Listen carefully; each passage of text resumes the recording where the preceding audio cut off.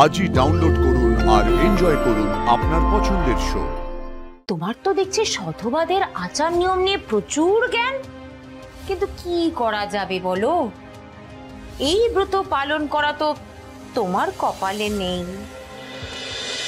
আজ এতদিন পরে দেবীমার হাতের রান্না পেয়ে ছোট সাহেব তো একটাও দানা পাতে ছাড়বেন না বলে মনে হচ্ছে। তাহলে কি আজ আমার উপোস ভাঙা হবে না?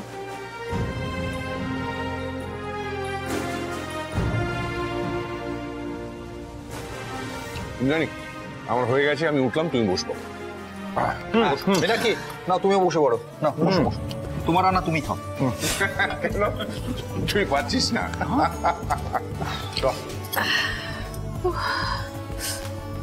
দেবীমা, আমি গিয়ে এঁঠো থালাগুলো রান্নাঘরে রেখে দিয়ে আসবো।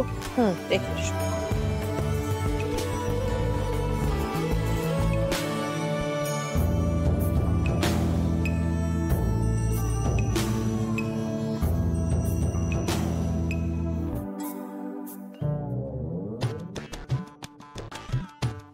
বাবা, এটা খাবার, এটা আমি বানিয়েছি। আমি কি করে বানালাম এটা?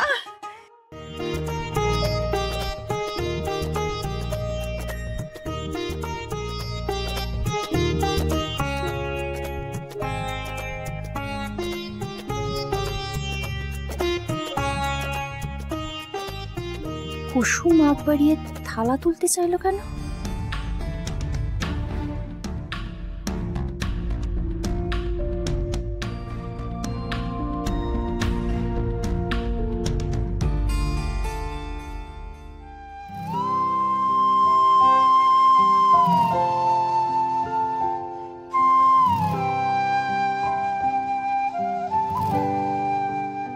তবে আজকের দিনে আগে বাড়ির ছেলেরা তাদের বউদের রান্না করা খাবার খেয়ে উঠে চলে গেলে সেই পাতে আমি আর ছোট আমরা দুজনে বসে খাবো।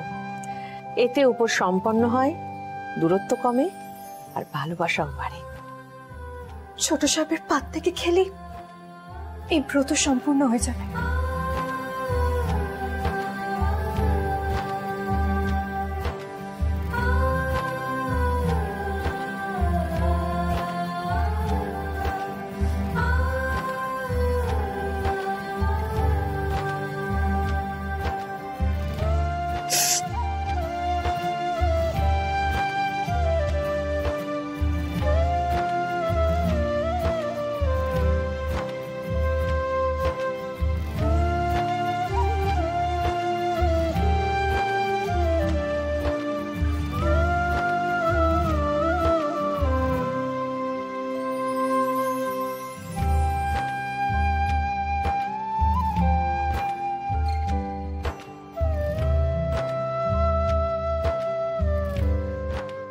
আমি এই ব্রত পালন করেছি ছোট সাহেব, গাঙ্গুলি বাড়ির রীতি আমি ভাঙতে দিইনি।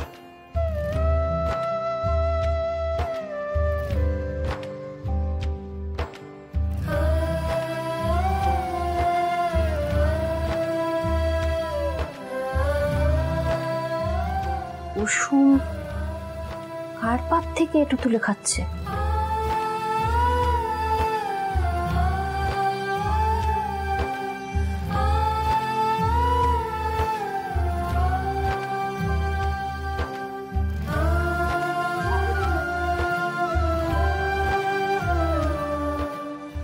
শতবাদের ব্রত কুসুম কেন পালন করছে, আর কার জন্যই বা করছে?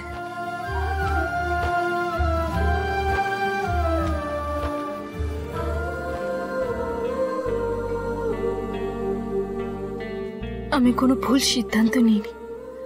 গাঙ্গুলি বাড়ির বড় বউ হিসেবে এই পরিবারের চলে আসা রীতির মর্যাদা দিয়েছি আমি।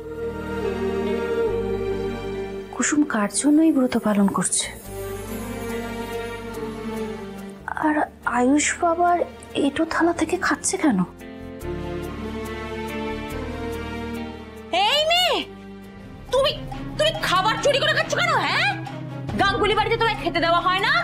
হ্যাঁ, না না ছোট ম্যাডাম, না না ছোট ম্যাডাম, হ্যাঁ সবাই না তোমাকে একেবারে দয়ার চোখে দেখে, তোমার আসল রূপটা তো জানে না, তুমি একটা পাক্কা চোর।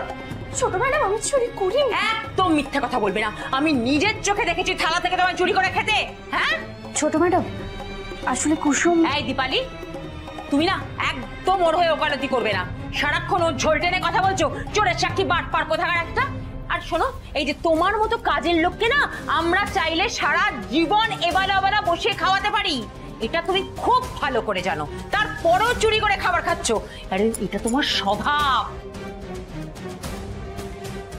আর দেখি, তুমি তো দেখছি থালা রেচো খাচ্ছিলে। হ্যাঁ, এই কার খাচ্ছিলে তুমি? হ্যাঁ, সরো, আমাকে দেখতে দাও।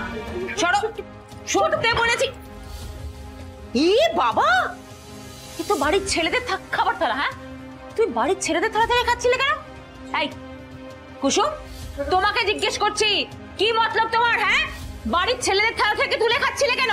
ছোট ম্যাডাম বলছি, এই বাড়িতে স্টাফেরাও তো লক্ষ্মী পুজোর পূর্ণিমায় এই ব্রত পালন করে, কুসুমও তাই করছিল।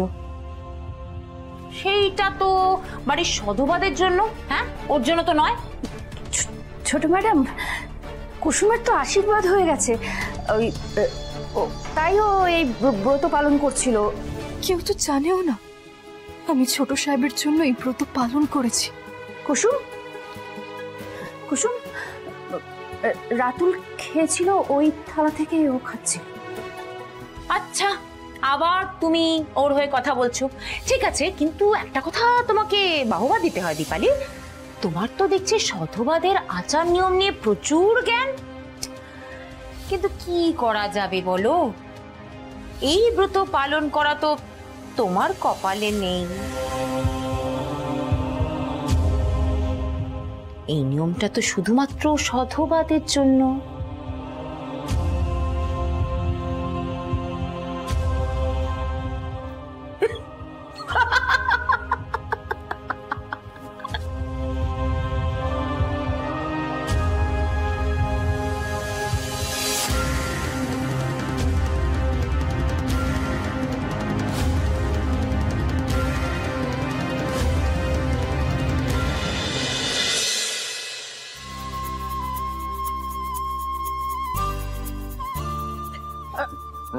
আরে রাজ, কি হচ্ছে?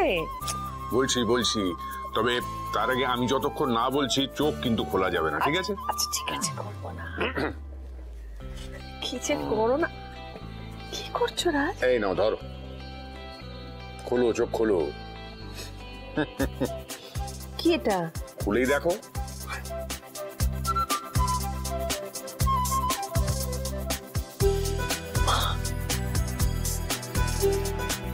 ইস, এত দামি হার!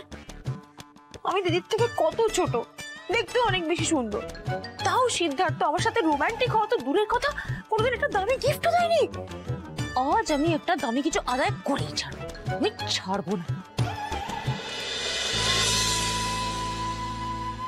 কেমন হয়েছে উপহার? রাজ, ঈশ্বর আমাকে না চাইতে যে উপহার দিয়েছেন তার কাছে সব উপহার ফিকে। তুমি আমার সব থেকে বড় উপহার।